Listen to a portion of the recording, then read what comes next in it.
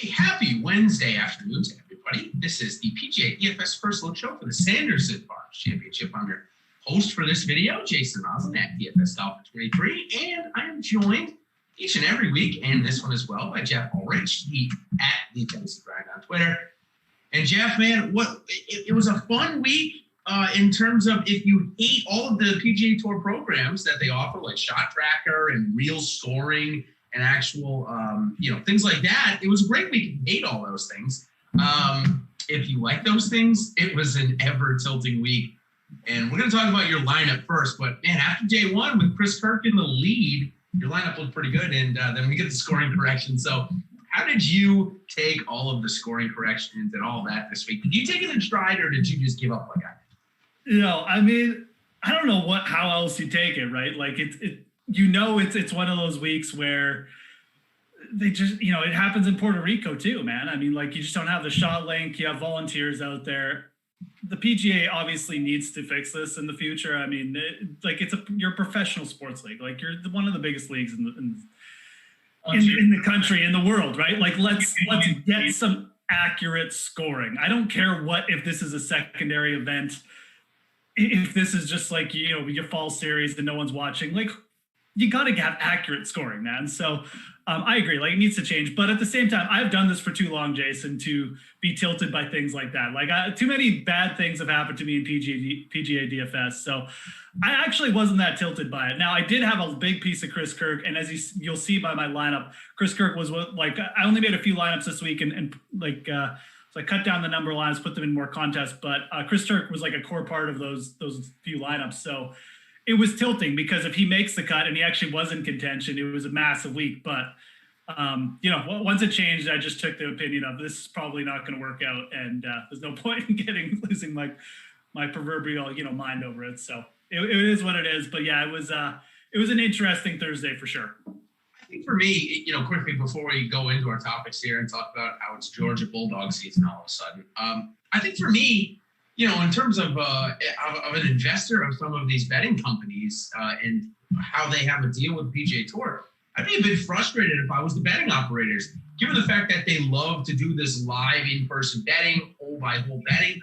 You just simply can't do that in Puerto Rico and the Dominican Republic, because the information is legitimately just, it's not accurate or not accurate enough without Shot Tracker. So maybe a little bit frustrating on that end, but again, there's not too much of that live in-person betting going on right now, but there certainly will be. So I think they got to shore that up, even if it's paying somebody. I assume that DraftKings, whoever else they have deals with, I know they made a couple of other deals, I'm assuming they're paying them. So use that money, pay some people to actually go down and have this be their full-time job rather than trying to use sources for volunteers.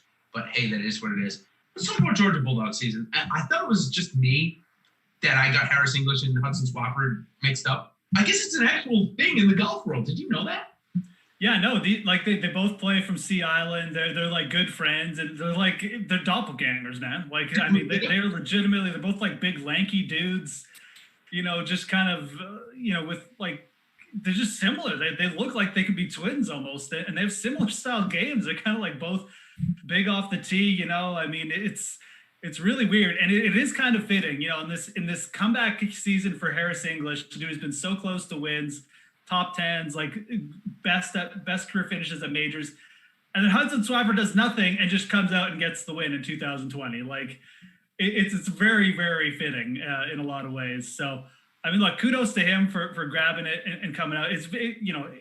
I want to say it's shocking in a lot of ways. It is a shocking win, but at the same time, this is kind of what you expect in an event like this. Some dude to just pop up and take advantage of the situation with talent and the weaker fields. You see it all the time in these weaker field events. Some of these guys just come alive. I mean, I mentioned it with a guy like, I think it was Laird I brought up, but Swafford, it's the same kind of deal. They go down in competition. It's a little bit easier course, and things just start clicking. So shocking, but not shocking in a lot of ways. Yeah, and it's one of these unquantifiable things. Obviously, he's really good friends with Harris English. Did that really give him motivation to go out and play well? Well, sometimes it's all he needs. And I'll tell you this, he was playing under that major medical category, which we've talked about a couple of times on this show. And sometimes those players know that they've only got 10 starts or so left to earn their job back. And sometimes that type of motivation certainly can help. So couple of other notes that I have from last week, and I think that this week is a little bit different in the sense of we have some top-end players that have played super well against the best players in the world here this week. So I think it's a little bit different than having Will Zalatoris as the legitimate odds favorite. Now, again, he finds himself coming into the weekend -3, going into the weekend, made the cut on the number. That's when there was actually a good number printed. I ended up knocking a top 10 and a top 20 off of him at much better odds than we got at the opening start. That actually made me positive because Emiliano Grillo was tied for first. He was my big bet of the week. Tied for first halfway through Saturday and then totally tanked. Didn't even come in the top 20. So that was terrible. But Zalatoris is here again. He's 3rd or 4th on the board this week. Interesting. A couple of other notes. Tyler McCumber's ball striking, Jeff. I don't know if you saw. He was in top 10 in driving distance, top 10 in accuracy, and top 10 in greens and regulation. Now, we don't have strokes gained stats, but one could assume he was probably number 1 in strokes gained ball striking last week. Yeah, that one definitely came out of nowhere too. I mean, he's a guy who, again, in these fall series events, kind of weaker field events, when he's coming off the Corn Ferry too, I kind of remember him a little bit from just having some solid events, but big off the tee as well. Obviously, had a massive week off the tee. Actually, I know the fairways were easy to hit, but when you're top 5 in driving accuracy and driving distance, like that is dominant. That is, you were really feeling it, and the greens and regulation, like you said, 2nd there as well. So. Pretty interesting week. Might definitely be a guy, just to keep an eye on for the entire fall swing, because we see players like this all the time. I mean, I know JJ Spawn had a fall swing once where he basically just racked up like 4 top 10s. That guy was basically the next couple of years, honestly. I mean, the way it worked out for JJ Spawn with COVID season last year, he doesn't end up getting knocked off the tour, which he probably would have, but it goes to show you that these weak field events that are now full point FedEx Field events this year, this is some damage to be done for sure. Mm-hmm. One more note on McCumber. He's a big surfer. It takes time away. It takes like months off and then comes back. And here he is. He's son of Mark McCumber. You hear him on PGA Tour Live quite a bit. That's who it is. Yeah, Mark McCumber. Yeah, okay, Mark McCumber's son. I knew he was the son of someone. I just couldn't remember who it was. Yeah, okay. So speaking of Zalatoris, obviously we had his 12th straight top 20. Very, very impressive. Last note on the Corn Ferry Tour, Taylor Pendrith, who also had a really good U.S. Open, goes back to the Corn Ferry Tour, comes in 2nd place. Well, maybe a name we should be on the lookout for, obviously. Not the field this week, but something I wanted to bring up on the name. And John Catlin, how about this American kid? He's won a couple of times in the last 3 or 4 weeks now. I mean, this guy's form has basically come out of nowhere. I don't know if you followed the Irish Open or not. There was actually one of the funniest pictures of golf in 2020. There's this guy, obviously no fans of it, but this guy's property bordered the course where they were playing, and he was sitting there, and his cows were surrounding him and bothering him, looking for food. It was actually quite a funny picture, and kind of just summed up 2020. The only fans that get to watch golf are this guy and his cows. But hey, that's where we are. Any other notes from last week that I might have missed? No, I mean, yeah, Callan is a guy that's really interesting. He was playing on the Asian tour for a while, just Italy, yeah. grinding around out there, and got a couple starts on the Euro, and like you said, I mean, just now he's playing really consistently. He's beaten a couple pretty good fields over there too. So someone to take note of. I mean, we often see that in Euro, guys get hot and he'll kind of win a couple times. But no, I mean, last week it was you mentioned Grill. I mean, Burns kind of had a similar story. I mean, going from getting himself in contention, 8 under in the weekend, and then shooting 78, and then coming back with a 66. I have no idea what happened there. He was actually T4 in greens and regulation too. So it just probably just one of those days. Maybe the driver got away from him. It's hard to tell without the strokes gain stats, right? And again, I didn't watch much golf this week. I'm not going to lie. So, that was just that was probably the only other thing that was really worth pointing out among the big players. I mean, Sam Burns just had a really weird weekend. Actually didn't end up being like the worst play ever because he had such a good Sunday, but that was the other one. Yeah, it's a great lead-in, actually, into our DFS review here, where we kind of go over some of the information from last week and take a look at some of our favorite pros and how they allocate their lineup. So you brought up Sam Burns. He actually came out, I think, 18th maybe in the tournament. Didn't come in the top 10, but was just on the outside of the top 10 in actual total points. So it goes to show you where, man, if he had come in the top 5, he would have been very, very helpful. But yeah, what a terrible Saturday. Hudson Swafford, 135, so pretty high-scoring week. Tyler McCumber, 118. Mackenzie Hughes and Anravan Lahiri, 110. Adam Long, 108. Nate Lashley kind of popped at it nowhere. Talked about him as this course, little course history maybe coming up. Might as well throw Kelly Craft in there if we're talking about course history. It really proved, again, it's sometimes it's not quantifiable. I've gotten into many arguments before about course history, and I align probably somewhere more in the middle than I do on either side. But goes to show you this week, definitely course fit with those two guys. Xingjun Zhang had 94, Pat Rogers 95, James Hahn 95, Cameron Percy and Scott Harrington kind of round out the top 10 there. We go over to ownership. Man, don't get me wrong. I love Will Gordon and I love his talent, but I did not see 40% coming in from him. In the $200, you'll see in the lineup that I had 50% on. Crazy. I would have definitely faded had I known that. But still, Sam Burns, 26% in 13th. Pat Rogers, 25%. He came 10th. Al Torres, 25%, 16th. So I won't go through all these. I'll just kind of give the stats. Only 2 missed cuts, Jeff, from the top 10 or 15 owned, 3 top 10s and 6 top 20s. So it kind of seems like the chalk got it right again. Yeah, it was. I mean, the chalk did get it right, but it would seem like there were like a lot of big misses. I mean, Kirk was obviously one of them too, but I mean, Johnny Vegas was definitely chalky. So there was like, and obviously Will Gordon. I mean, the guys who missed were kind of significant. So it was still one of those weeks where like you got 5 through. You definitely had like an okay week. I mean, for the most part. I mean, I know all my guys tanked, and I still ended up cashing like a 5 or 6. Okay, so. It was, it was kind of a mixed bag. I mean, the chalk went off, obviously, you had Burns and Rogers playing well, but again, we also didn't have a chalky winner. I guess maybe that's something to kind of point out, right? Like it wasn't such a dominating week where, you had a guy like Burns or going down, maybe Rogers or someone win, which would have really been like you either had them or you didn't. So, kind of just one of those weeks where we had a weird winner and a couple chalky guys missed. And, I think most people probably just, glad to get by it because unless you went like and took a couple flyers on guys like Swafford or McCumber or Lahiri, and there were some people on Lahiri, like I'm sure Ben played them, Raza. So in the top 5, in the top 300, I think, in the $25, which we'll go in seconds. So I mean, it was one of those weeks where those plays paid off, and I mean, again, this is the type of event where you target those players 100%. So. Yeah, very frustrating Sunday for me. I had a huge ticket on Justin Sue. Obviously, the win was the highest, but top 5 and top 10 were both been really good hits for me. Sad that he couldn't get it done. I'd love to see him here this week. I didn't know, but I knew about his game, obviously, coming out of college, but we haven't seen him that much because he hasn't kind of got it going. But they said on the telecast when I was watching, he's one of the best putters from 30 feet and beyond. So it's like, oh, well, this is my type of guy. Since my guy sucks now, I kind of need a new one, but sadly we're not going to get to see Sue for probably a little while now. Yeah, that is too bad. He was, I was watching the weekend. Yep. Tracking him over the weekend and stuff. Definitely was interested when he popped up. So it'll be interesting. Hopefully he gets some starts because this would be a great time for him to like come in. So.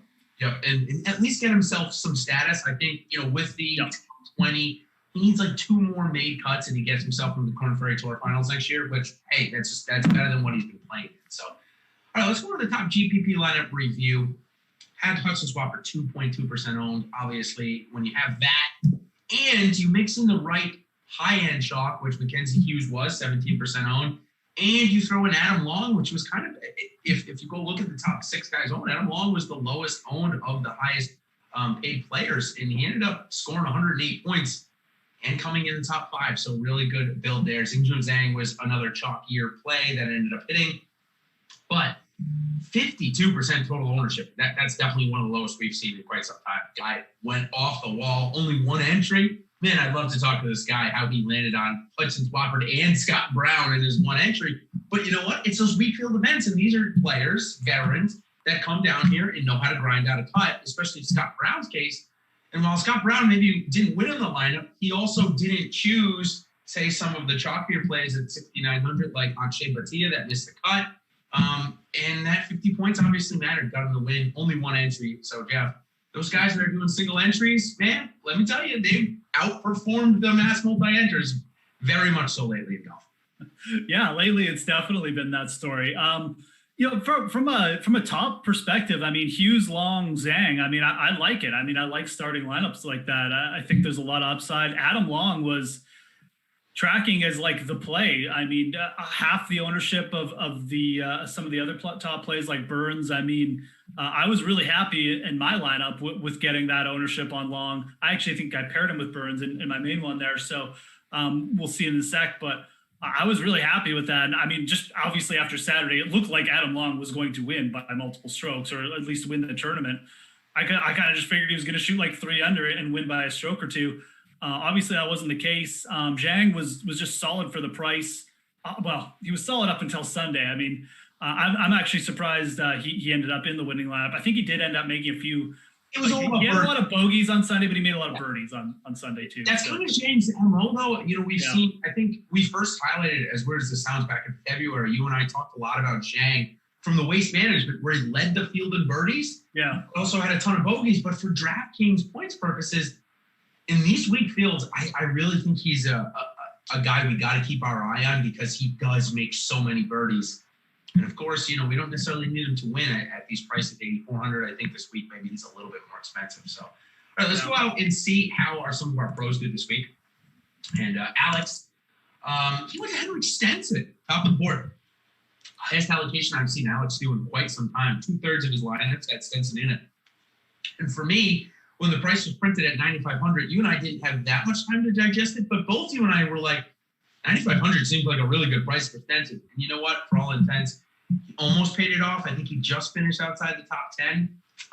But Will Zalatoris was his number 2 guy, which that paid out. He was in the top 10. But then he had Charles Howell, Chris Kirk, Corey Connors, Michael Glikic. Those 4 guys being in probably at least one of those guys in each of his lineup kind of hurt him there. A couple of guys missed, had 5 of them. Total golf for 68. Came in 1,429, so probably not the best showing for Alex last week. Go over to me. I went to Grillo. My lineups on Saturday afternoon looked actually pretty good, even with Batia being in half of them. I was cashing pretty well, and then Grillo's tank killed me. Thomas Dietrich also had a terrible weekend. I went into the sucker plays of Gim and Gordon last week. Found my way to Justin Sue a bit, but Chris Kirk seemed to crush both of us, Jeff. Any notes before we move on to Justin McMahon and Brian Cooper there? No, not really. I mean, Appy Barnrat at 17%. And, yeah, that's an interesting one, too. Yeah. That was an interesting one, kind of picks out. I mean, Glikic, or whatever, however you pronounce his name, at 20%, probably a little interesting. But he had been playing pretty well. I mean, he's a guy who's shown up in a couple events like this. I mean, this is when you take a shot like that on a guy. So that was interesting, though. Yeah, Alex did get to James Hahn, which was nice, and that was a good play. And then great play. Yeah. So pretty good.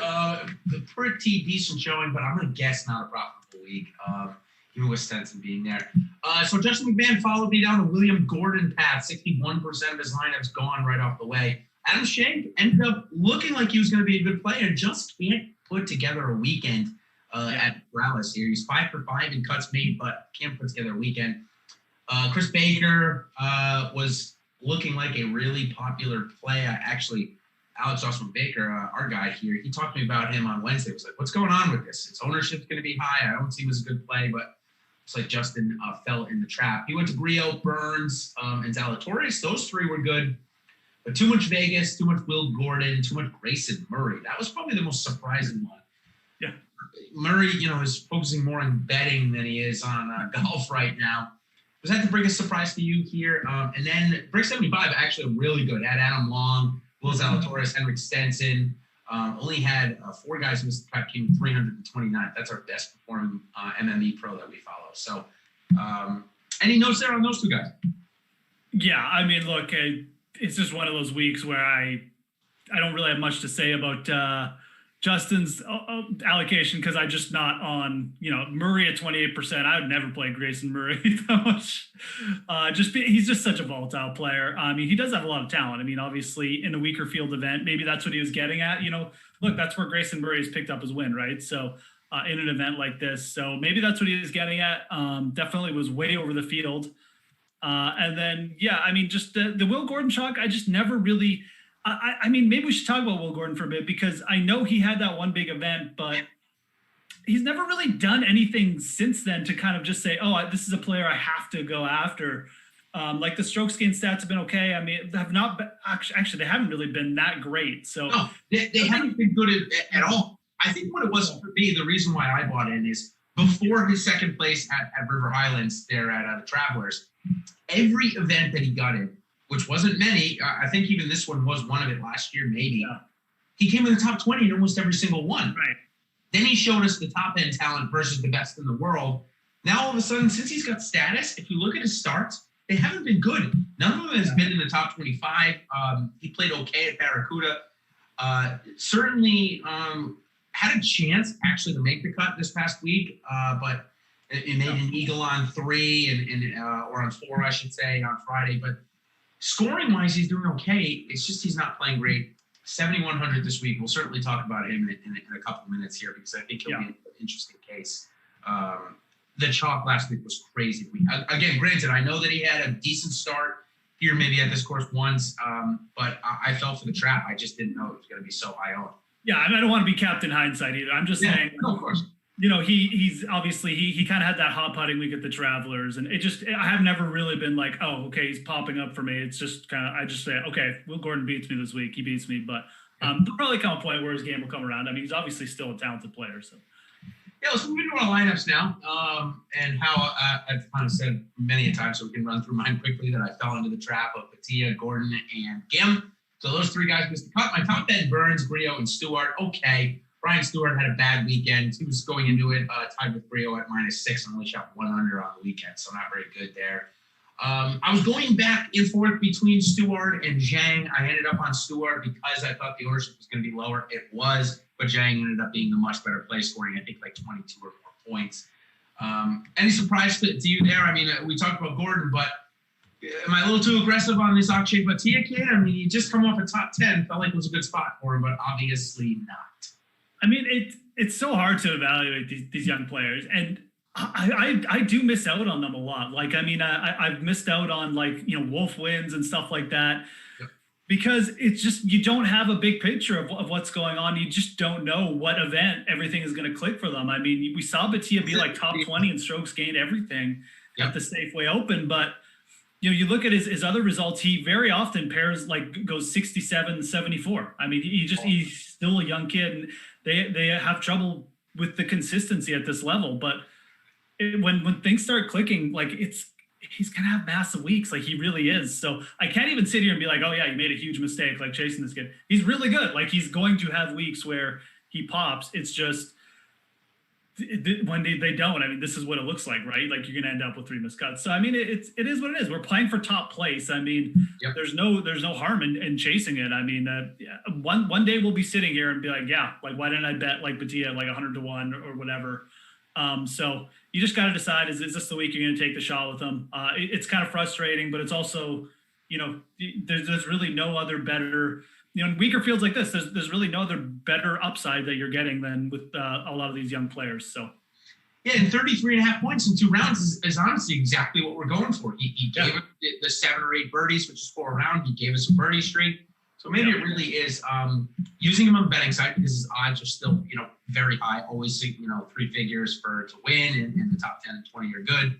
So maybe it is really just kind of playing these guys in showdown and trying to cash in on the showdown side rather than on the week long, just because there's a consistency problem. So if you have a problem with likely not cashing half of the time and likely having a chance at a good, you know, cash half the time by using them, you know, that's kind of the risk you take there. So let's go to your lineup, which has certainly performed a lot better than mine. You did find yourself to Adam Long as well.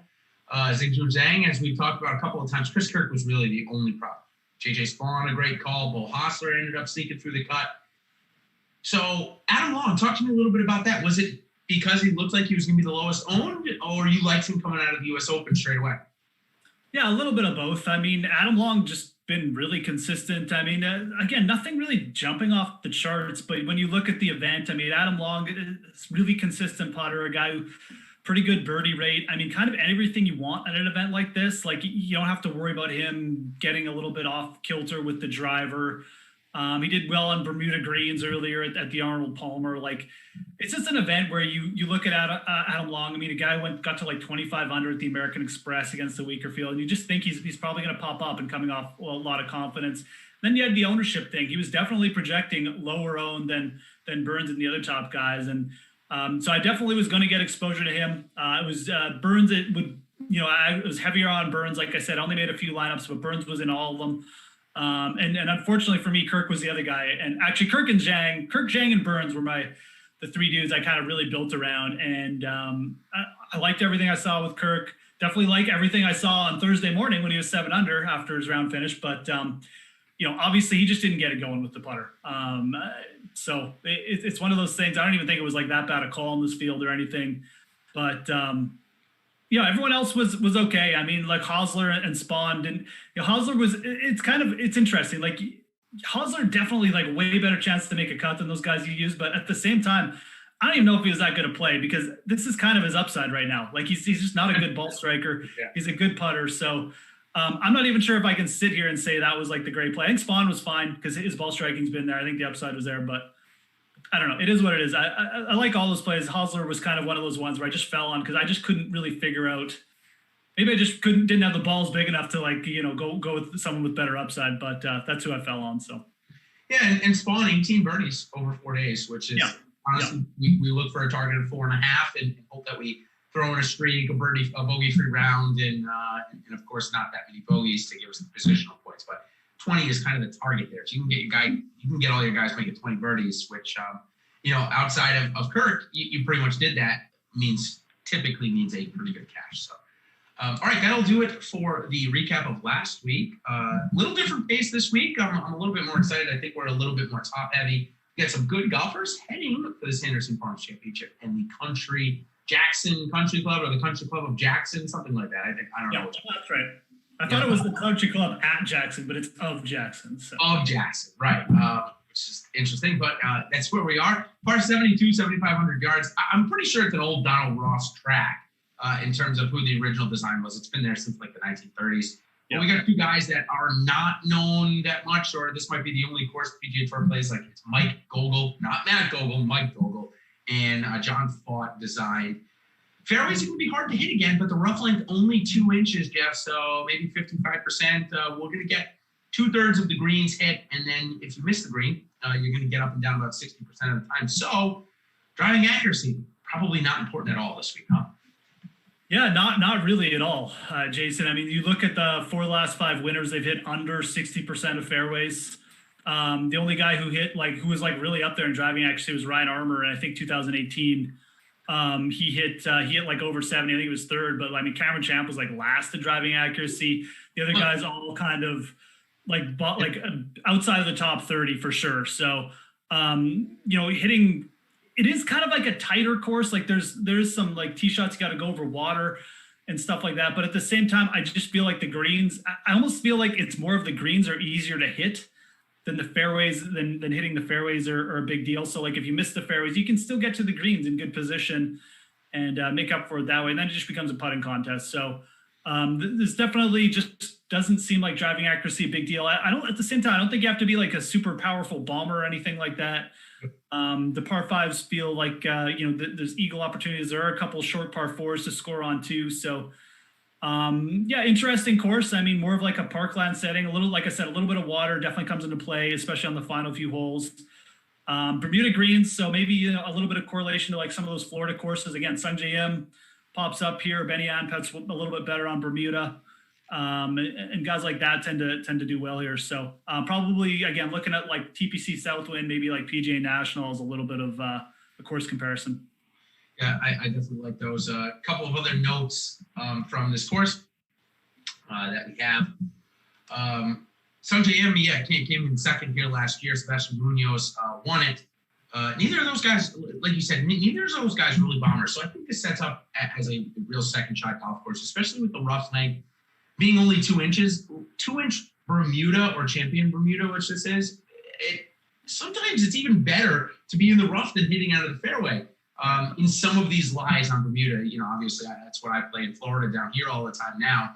And I've noticed that sometimes the lies are really tight in the fairway, but Champion Bermuda kind of alleviates that a little bit, but still really no problem if you miss the fairway this week. It is really a second shot golf course. One thing that I noted is the 5th hole, a par 5, 620-ish yards, actually plays harder it yielded like 50 less birdies than that drivable par 4 on the backside. So in terms of looking at streaks for showdown stuff, I don't really think there's too much of a benefit. The first 3 holes look like some of the best chance actually to do that. So for your showdown lineups, if you want to start guys that are doing on the back, definitely give you a little of that play. Now, when we were coming on here, we just got salaries dropped. So the next couple of sections I had put in before, but we'll talk about Will Zalatoris. It's Zalatoris season for the second straight week. Now, this week he is here because he came in the top 10 with a great Sunday. And is he now like firmly in play, even though he's not even on the PGA Tour yet? Did you use him last week, and are you going to use him this week? So last week was a little bit different because he was the most expensive player, and I kind of had Long and Burns rated similar, just a little bit better. So the thing with this week is the price has gone down. Everyone, like he had a solid week. I mean, T10 obviously. It's not like you were disappointed by that. He obviously finished in front of Burns. But with the price going down now, I almost wonder if the ownership's going to skyrocket. So, I mean, he's definitely in play for me. I think it's going to be interesting between him and like Benny An there. An's got a lot of upside for GPPs, but he's, very much like it could produce like a Sam Burns week where it's like good, but, he just throws in that round and you just don't get enough from him. So Zalatoris definitely at that price, super interested in. I mean, it's definitely a more interesting week from a DFS perspective, at the top here. I mean, you have Burns who's is playing well, 9,800, but then and Redmond at 9,700 too. But then you've got are people going to pay up for Oosthuizen here, who's playing well? What's the ownership on Scheffler going to be, who's easily the best player in the field right now? And then you got Sungjae, who's probably going to be like the chalk, but do you really want to fade him on Bermuda with his approaches now trending very good? It's really interesting. I mean, you can make cases for going like so many different directions, which I kind of like. Definitely going to make for some interesting builds. But yeah, Zalatoris, the guy you asked me about, he's in play. I mean, you get a 700 discount after a little a nice T10. Absolutely. Yeah, and so I did some digging on Zalatoris and see what he needs. So in no means am I an expert, but for this digging, if you guys in here watching, give me a few likes because it took me like 20 or 30 minutes to do some digging around. Got 100 points for the U.S. Open FedEx Cup. And these are non-member points members because he's not a FedEx Cup or a PGA Tour member. He can't actually accumulate them. But he got 100 points for the U.S. Open T6. He gets 80 points last week for the T8 that he comes in. So that's 180 total points. He needs 100 more to surpass last year's number 125 guy, who I don't remember the name off the top of my head. So I believe that will get him full status on the PGA Tour, playing out of the exact same category Will Gordon's in right now, right? So that's about another top 6, or as I calculated, a 7th place solo finish for a T6 or better. And Zalatoris will never have to worry about going back to the Corn Ferry Tour. So before we move on to Scotty Scheffler returning from COVID, does Will Zalatoris get it done this week, or will he have to use maybe, say, 2 top 20s here and at Shriners in a couple weeks? I'm going to say he's probably going to need both events. Both? Okay. I mean, it's a little bit unfortunate for Zalatoris because these do kind of just set up, and even more this week than last week. It just, you got to get really hot with the putter, and Zalatoris, it's just not his best features. So you're kind of penciling him in again for like a top 20, top 10. Maybe he'll get there this week. He definitely will probably put himself in position to do it. And maybe, with the kind of carrot in front of him, I mean, he just finds that extra couple birdies. So I think he'll come close, but I think he's going to need a couple events. And again, now that his price has gone down for DFS, he's just still he's a really attractive play. So I think another solid week is incoming, but if you ask me which way, I think he'll need a couple events. Yeah, 2 events, 2 top 20s, I think would get it really close. Yep. I think 2 top 20s would be like 50 points. And what does he need officially to do it this week then, you said? Sorry. So I think it's like a solo 7. A solo 7 would at least give him conditional status. Okay. And a T6 or better would, I believe, give him that Doc Redmond status, which would be a non-member. He gets in almost every event except for the real good ones. Doesn't get into WGCs or majors quite yet. And remember, he'll also get in the Bermuda Championship. Oh, not Bermuda. He'll have to wait a couple weeks. He gets in the alternate field events through his Korn Ferry status of last year. So he's definitely going to get it done. We know he will with how he's playing. Just a matter of when, not if. So speaking of when and not if, when is right now for if you're a sports fan. There's no better time right now. We've got the NBA Finals are set in stone. The Lakers are facing the Heat. We've got Monday Night Football tonight. So if you're not already an Awesemo Plus member, it is a great time to join on the Platinum side. Come try us out. $29.95 for the week. And with that, you're going to get everything, all sports, esports included, everything that we've got to offer behind the Awesemo Plus side. And with that, you get an incredible value. You're going to get all the PGA stuff that we do, all the NFL, NBA, MLB, and so much more. So great time to join and try us out if you're not already. Let's talk about Scottie Scheffler. He's returning from COVID, and COVID is obviously the reason that we have all these sports right now, of course. Prior to that, arguably, he was playing some of the best golf in the entire world. He had just come off a run of top fives, one at a major, another one at a playoff event. So sad to see him not be able to compete at the U.S. Open, especially at a course where he probably would have been a pretty good fit. But now he comes back and he is the favorite. Do you think there's rust there, or do you think he's been playing on the side? And are you willing to pay for him as the favorite here, Jeff? Yeah, you really got to. It's really going to be interesting, the ownership that comes in on Scottie Scheffler. He is clearly, to me, and look, I'm a Louis Oosthuizen fan. He's clearly the best player in this field to me. I mean, right now. I mean, a dude who obviously competed for a major, the PGA. I mean, shot for shot with Dustin Johnson and everyone else. Shot a 59 in the playoffs. Is probably going to be really chalky at the U.S. Open if he had played. Yeah, and now he's coming into this weaker field event, and I mean, but he's 11-4, and you got the COVID situation.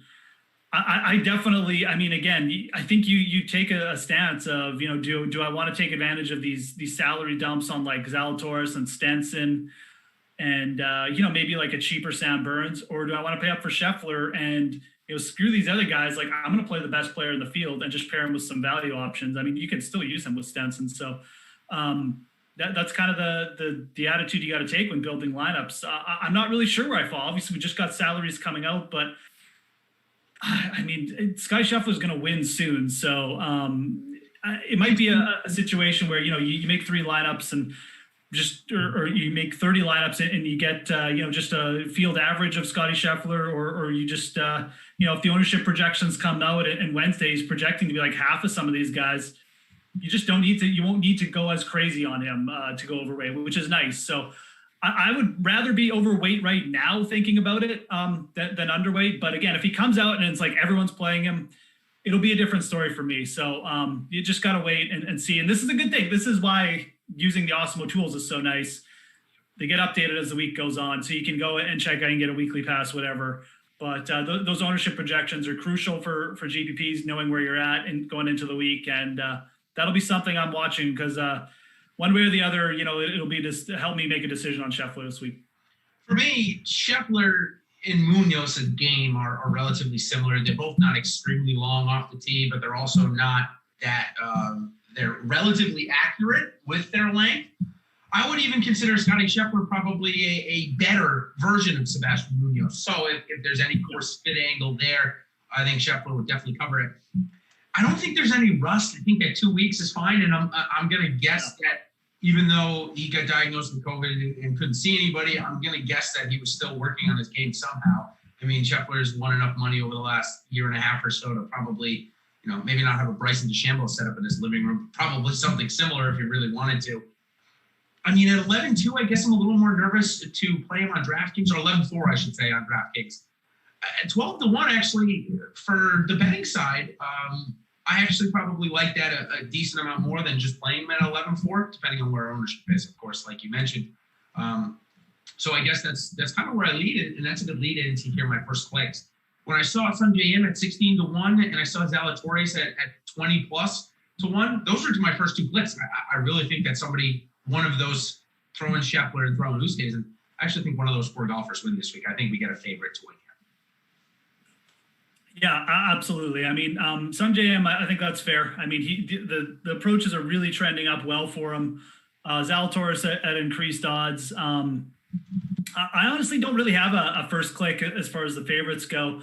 I might give Sam Burns one more chance here. His odds are a little bit bigger on a lot of sites. I've seen 28-1. So that's definitely a dude. He's got great Bermuda putting splits, very much like Sung JM-esque in that regard. So still just killing it on the par fives, and obviously at that he's had a couple. He puts himself in contention and then he kind of takes himself out with one bad round. But at some point, the 4 rounds will come together for him. So that's a player I'm definitely looking at. Going down, I do kind of feel like Siwoo Kim is another player I might give a look to. Bigger odds. I mean, people forget how well he was playing, kind of pre the PGA playoffs. So that's someone else I could see pop up. But yeah, right now between these favorites, I mean, if you're asking me like who to take, it's probably him. I mean, he just puts himself in so many good situations. He's just got such a good all around game, and he can putt with the best of them on Bermuda. So definitely like his chances to at least get you in contention for the week. And again, just trending nicely over the last 2 events. So I don't have a problem with that at all. Siwoo Kim was just the odds-on favorite, odds favorite to win the golf tournament a couple of weeks ago. So here he is now down here. I think it's like 12th or 13th, maybe even 14th or 4th. So interesting note there. All right, a couple of my first clicks I want to talk about. Listen, if you're on the Will Gordon hype train and you want to stay on it, $750 for top 20 is probably a pretty good price. That's double what he was last week. And just because Scotty Scheffler, Sung J.M., and Louis Oosthuizen are in the field, I don't think that should make his odds double. So if you believed in him last week like I did, you likely should believe in him this week. I will be betting that here shortly.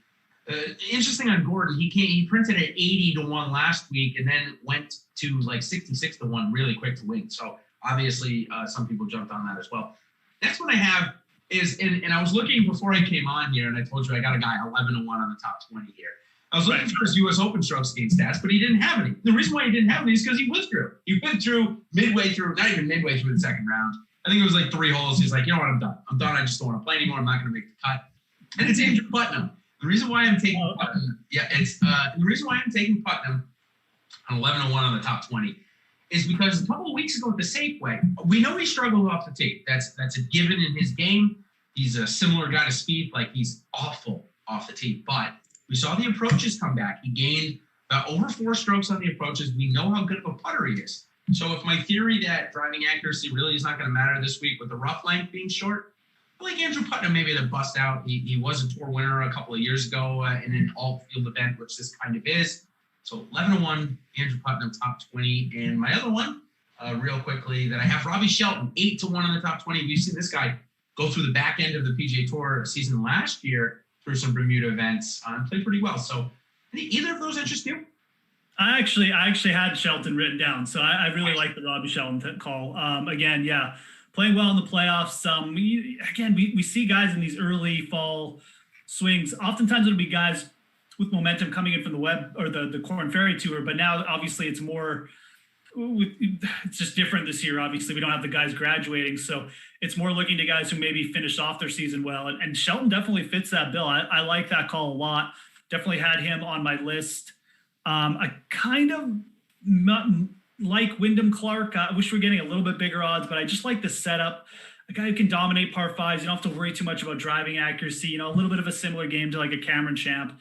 Just a really, really good putter. I kind of liked him at the Safeway too. Didn't come through for me there, but he wasn't that far off. He missed the cut there by 1 stroke, and he did put together a little bit better ball striking there and in his last start. So I still kind of like Wyndham Clark around plus 650. If he's one of those players where if he makes the weekend, it's a very good chance. He's sort of playing similar golf to some of those guys we've talked, like Will Gordon. Like, if they just make the cut, you'll probably see them pop up with a bunch of birdies. So that was kind of the other player that popped up. Oh, and then there's also, this isn't so much really a top 20 play, more of an outright play, but Tom Lewis is in the field. Just a dude who will go out and make a ton of birdies if the game is there. There's nothing in the strokes gained or anything like that, but I think he's missed 3 of his last 4 cuts. But again, he's T2 like a month and a half ago at the WGC on Bermuda greens. He won, Korn Ferry Tour event by 5 strokes like this time last year. He's just a really talented, aggressive player. And on a course like this where, maybe you don't get in so much trouble off the tee and you can just start firing at pins, I would not be shocked. So I like him more as like a top 5 outright bet, just because if he gets hot, like all the putts will go in, and he'll be there on the weekend. So. Yeah, for sure. And now we'll move on here to our last topic, the DFS preview. And two other things, and again, I think salaries dropped at like 150 when we come on here on the air at 2 o'clock. So normally we talk about pumps and dumps, and I just didn't have quite enough time to get those in. But one of the ones that I see, and this kind of brings me into the range that I want to talk to you about a little bit, is Matej Schwab. He goes from 8,800 last week to 7,400 this week. And now, granted, he just made the cut. Had a good Sunday, though. That was one of the biggest movers in terms of salary dump. You see any others that maybe I missed that you want to chat about? Denny McCarthy, Charlie Hoffman, both were plus 8,000 or 8,500 last week, both now below 8,000. So definitely some more values out there this week. Any that jumped out to you? Yeah, no, Schwab is interesting for sure. I'm going to take a closer look at him, especially at that price. It might just be I just play him at DFS. I don't know about betting or anything like that, but you know, Stenson and Grillo both went down. Definitely interested in Stenson at 8,900. I mean, yeah, he's. If no one wants to play him again, I think this might end up being a good spot for a top 15 or 20, knowing that he's in decent form. He played pretty good last week. No, he played fine. I mean, 4 rounds under par. He's committed to this fall swing. Like he is committed. He just wants to stay in the States and play here until the Masters. He said he's like he's gonna play like the RSM and all these things and these island events he called them. So I like it. And I mean, this is a guy who's played really well in Florida over his career. Again, kind of just Bermuda greens. You know, he'll just go out there and hit every green, and you know, it's not a super long course, so probably just gonna just build up his kind of accuracy off the tee and yeah, I mean, you gotta like it. I mean, Siwoo Kim coming in again. You mentioned he was the favorite last time, but I mean his salary is like a massive dump too from his last start. So I mean, again, kind of just players in this 8K range. Really interesting, kind of some of the salaries we're getting. I mean, Sergio Garcia at 8,600 feels ridiculous in this field, but I mean he hasn't really made many cuts, so you kind of get it. Really going to be interested to see how many players go on to him, but yeah, just pure dumps. Trying to look through here quickly because obviously salary just came out. Everyone kind of in the 7K range. No one looks like. I mean, Johnny Vegas down to 7K. He was at 7,700 the last event, but no one else really kind of sticking out here in the lower range. It's definitely more flat. The changes in the lower range, but yeah, definitely some interesting moves. Stenson was the most interesting to me because he was 9,500 last week. Had a good week. He's still one of the only top 50 players in the field, and he went down 6. So we'll see how the ownership gets on him this week. Yeah, and this is a great use of the Awesemo Plus subscription. Just $8.95 for golf if you want to join us. Is this ownership? And you mentioned this kind of 8K range for this field is relatively stacked. I mean, you got guys like Patrick Rogers who came up at 20+% last week. Xinju Zhang after a good week was kind of high owned. I mean, you can go those guys. I can throw in. Yeah, sorry to interrupt. Zhang salary went down like 600 too. So yeah. And throw in Cam Davis, who's been uberly popular in these type of events at this price. Ownership is going to dictate a lot for me, and I think that the reason being for that is most of these plays for me they're pretty similar, right? Zhang, Kim, Rogers, Davis, they're all playing pretty good golf. So ownership will definitely dictate a lot this week, as it typically does. 2 guys, actually more than 2 guys at the 7,100 range I want to talk to you about just because they're namesakes. Brett Snedeker and Keegan Bradley are 7,100 in this field. I mean, obviously, we've seen them priced in good field, big fields, much, much higher. That was it. And Will Gordon is also in at 7,100. Christopher Ventura, 7,200. He was 9,400 last week, I think. So that's right. Yeah, 7,200 and below. I gave you 4 names. Interested in any of them? And are you surprised that their salary is to where it is this week? Yeah, I forgot Ventura was 9K. Holy cow, man! Like, wow, that's a big adjustment. So, I mean, definitely a dude who can get it done with the putter. Ventura. Yeah, he was owned. It wasn't like I think 10+% owned, if I'm not mistaken. Yeah, no, I think he was owned. Like he wasn't just some dude who was like 1% owned. So, going to be interesting to see. I mean, if the ownership stays down on Ventura, I'll go back to him here. He can get it done on the greens. I mean, he's a great putter, great off the tee. Won't have to worry about hitting fairways much here. Should be able to just start firing with the putter. So I like that. I mean, Kirk is down there again with Snedeker as well. I could go back to Kirk too if he's going to be like 5% owned. He was still playing well. Like I said, he just Missed out. any putts. He was like second here the year Cody Gribble won. So he's got some good history here too. And Snedeker, I mean, this isn't his typical like POA West Coast swing thing, but he shot a 59 at the Wyndham, which is a kind of a good corollary for this course too. I think Bermuda greens there.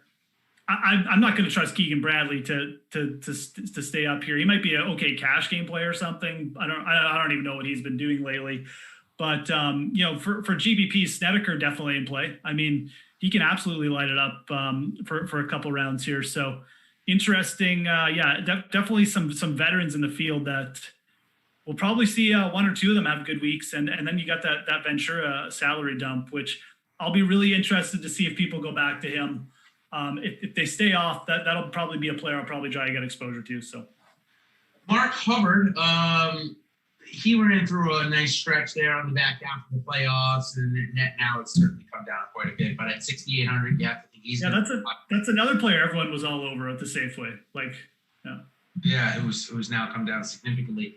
A guy that has fallen off the earth after one win a couple of years ago. He was supposed to be super talented out of Oregon. Aaron Wise is 6,800 in this field. Jeff, where is this guy's game gone? It's gone. It's pretty much just non-existent now. I mean, I know when I think it was on the Safeway show, Ben and I talked about him, and we're kind of in agreement. I mean, he's a really talented player. I mean, and it just feels like it will come eventually, but for the last year and basically year and a half, I mean, he has just been one round good, the other round he just can't hold it together, and it's ridiculous stuff. Like he'll miss a green, take 3 chips, and like all of a sudden he's got a double or a triple, and his round is off kilter, and everything looked fine from before that. And he just can't avoid it. He shot a 62, and then the final round of the Barracuda had like the best round of the tournament there. It is there with Aaron Wise, but he just cannot hold it together. And again, this is a player who, like, was it last year or the year before? Like he was like making cuts in all the majors, like doing well in the majors too. Like it's a very strange situation. It feels very psychological where it's just going to click. It's just going to click one week, and we're all going to be like, oh yeah, Aaron Wise is good again. But it's so hard to predict, right? Like, I don't know. He was third in the Bermuda Championships on the fall swing last year.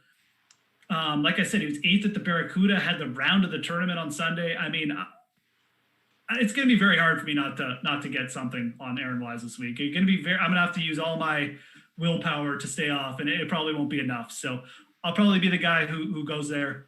But yeah, it's hard for me to make some kind of case or anything for him because it's just a talent thing.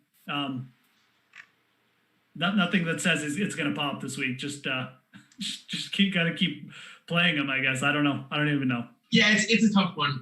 Our chat mentioned the guy. He is one of only a couple of players in the field that have multiple top 10s at this golf course since 2014.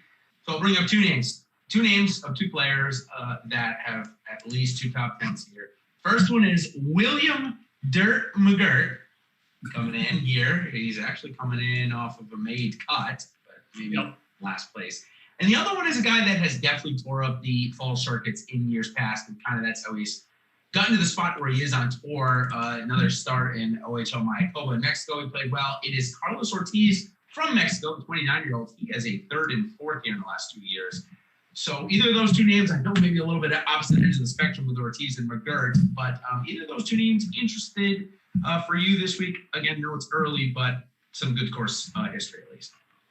I mean, McGirt is, I don't know. You can do worse, I guess. Like as if you just want to make a couple ridiculous lineups and throw guys in at the bottom. I mean, at the very least, you got some course history. Like you said, I mean, he's obviously a player kind of trying to make his way back on tour. He did make a cut in his last start, which is, again, I mean, it's a fall tour. It's a fall swing. I mean, if a guy like McGirt is ever going to kind of pop up again, it'll be in these type of events. But again, that's like legitimately like one lineup out of 100 kind of thing. I mean, I wouldn't do anything more than that. looking down at the bottom, there might be better candidates. I mean, I might even rather take a shot on Jimmy Walker, although I have no idea what's going on with that guy. But Ortiz is interesting from, like, he shouldn't be 8,300, right? Like, no one's going to play, even with the good course history. Are people really going to play Carlos Ortiz at 8,300 in this field? I mean, they love to play Ortiz. People love to play him at like 6,800, 6,900. That's where his ownership is. That's the thing. Like, I mean, you brought him up. I mean, I hadn't even seen him there because he like, my brain just like was like, no, you don't need to look at Carlos Ortiz at 8,300. So, there's too many other better plays there. And I mean, I know he's made 2 cuts in a row, but it's not like anything is going on good with his ball striking. He's okay off the tee, actually. And I guess he can get a little bit hot with the putter, but maybe it's like just a low GPP play. Again, we're going to have to wait to see how the ownership shakes out here. If he's projecting as like 1% owned, I mean, I guess he's got similar upside to Patrick Rogers. Like, if Rogers is going to be like 15% owned again and then Ortiz is going to be like 1% owned, I can definitely see the case of I'm going to play Ortiz over Rogers. I don't have a problem with that, but not a player I'm necessarily going to go out of my way to target or anything like that. Okay, we got about maybe a minute or 2 left. A couple of guys here that I wanted to ask you about. One of them is Sebastian Munoz, who had a nice stretch there about 6 weeks ago, came in 18th, then reeled off back-to-back top 10s. He's the defending champion, beat Sungjae Im. So Sebastian Munoz, are you interested in him this week? He's in at 9,900, so 6th on the board. And okay, so I'll give you a one or the other. Byung-Hyun Ahn came in 3rd here last year to Sebastian Munoz's 1st. 10,000 for Ahn, 9,900 for Munoz. If you had room for one of them, which means obviously you'd have room for the other, which one would you pick right now? I know it's early in the week. Yeah, no, I mean, look, I'll just give you my stock answer. I'm pretty much always going to play Ahn over Munoz in this situation. Yep. At the same time, if Ahn is going to be 15% and Munoz is going to be 2%, which I could see playing out because I don't think anyone's going to play Munoz at 9,900. How about Zach Johnson at 9,600 for that? Yeah, exactly, right? So this is from a strategy perspective, I really like the way this field is kind of rounding out, man. I mean, you're going to have some opportunities to get some really low-owned players here, I think, in the top. And I think Munoz is interesting. Maybe I'll play Ahn and Munoz together or something. I don't know. But Munoz is a pretty solid player. He's very scrappy. He kind of just did – this is a good event for him. He can get the putter going. He's got a solid, just kind of everything game going. So, and it's not an event where, you have to be lights out tee to green. So, yeah, I could see myself getting some Munoz exposure. But, you're asking me straight up, I'm going to take Benny Ahn. Another guy, so we'll end our show with maybe a guy below 7,000. Again, we haven't had a ton of time to look, but a guy that kind of stuck out to me, played a good Sunday round, had a good weekend, actually, in general at the Corrales. Punta Cana went 5 under on the weekend, ended up in a tie for 21st. This is the type of event in the season in which Robert Streb makes cuts and can give you some good points. He also had a top 5 at the Barracuda about a month and a half ago. So 6,600 for Streb. He's got a couple made cuts here. Maybe a little bit of interest there. He's a name that I saw as I'm scrolling. How about you? Wes Bryant's also in the field. I don't know if you're interested there. Streb is a good call. I like that. This is like Robert Streb season. If there's like going to be another Hudson Swafford winner, like Streb would be at the top of my list right now to kind of pick, like, as the dude who would get it done. Wes Bryant is interesting. This is a better setup for Wes Bryant. I know people were still on him at the Safeway, but I suspect they might be back again at 6,300. I think they'll probably be back again. This is a much better setup for him, though. This is more of a putter's event. Safeway, a longer course, tighter driving, holes and stuff like that. I think I talked about Ben with this before on the pregame show. We weren't really sure why people liked Wes Bryant at that setup. I like him more at this setup. I don't know if I like him enough to go crazy. I don't think I'm probably going to go and bet him, but like we talked about McGirt down there. Like, I'd much rather take a shot if you can get up to like Sun Kang's down there too. Actually, Sun Kang, Kelly Craft, and Wes Bryant are kind of the 3 names that just stick out around like sub 6,500 guys for me right now. So I could see it. Definitely a guy I wouldn't be, I would be fine mixing in. If he's going to be like 15% owned, I don't think he'll be 15% owned, but if for some reason he did get super chalky, I'd also be fine fading him. All right. Well, again, we didn't have a ton of time to scroll down, but I will say that Kevin Tway finally made a cut there last week. He's a guy that I keep my eye on as a winner of one of these events in years past. So a guy that I've certainly kept my eye on. So, all right. Well, Geoff, that will do it for us here for the Pga Dfs First Look Show for the Sanderson Farms Championship. We will be back next week. We go to the RSM, right? We go to Sea Island, I think, before making our way out west for a couple weeks in Vegas. We got the Shriners in Vegas, and then we're going to Shadow Creek Golf Course for the Zozo Championship, I think, or the CJ. One of the other. Next week's the Shriners. Next week's the Shriners? Okay, so we go Shriners, then we come back east, and then we go back west. Is that how it's going? It goes Shriners, CJ Cup in Vegas. Oh, 2 weeks in Vegas. Okay, so the 2 weeks. Zozo Championship, Bermuda, Houston, Masters. Okay, where's the RSM? The RSM? It's like one of the last events. Yeah, I wasn't sure either. The RSM is actually the week after the Masters. Oh, geez, okay, look at me. So we're going to Vegas next week for the next 2 weeks. That'll be sweet. Oh yeah, Shadow Creek. That'll be great. Yeah, Shadow Creek will actually. That's 2 weeks. Yeah, 2 weeks. 2 weeks from now. Shriners is next week, which I'm sure we'll probably get Patrick Cantlay, some more good players. Since we have a 2 week stint in Vegas, we'll have some good players, and then of course at Shadow Creek. We'll have probably a lot of the best players in the world actually go play there. I wouldn't be surprised. So got a couple of good weeks of golf, and that is leading us straight up into the Masters, of course, in the month, which all the best players are going to be there for a fall Masters. I'm really excited for it, Geoff. So we will see you all next week for the Shriners Hospitals Invitational out in Vegas. Until then, everybody, good luck. Cheers.